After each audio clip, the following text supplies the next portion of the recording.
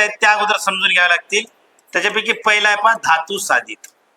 लक्षामध्ये हे धातू साधित म्हणजे काय हे आपल्याला या ठिकाणी अगोदर समजून घ्यावं लागेल. धातू साधित नेमकं म्हणायचं कशाला? ठीक आहे.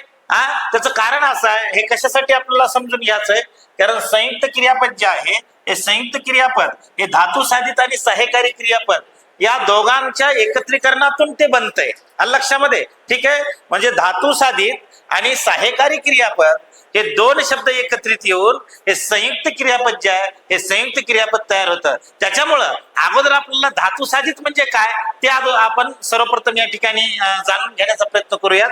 पहा. ठीक आहे. धातू साधित म्हणजे काय तर पहा, मूळ धातू असतो ना धातू. ठीक आहे. मूळ धातू क्रियापदातला जो मूळ धातू असतो. ठीक आहे. या मूळ धातूला या ठिकाणी कृत प्रत्यय लागतात. कसले प्रत्यय राहणार मी? कृत प्रत्यय.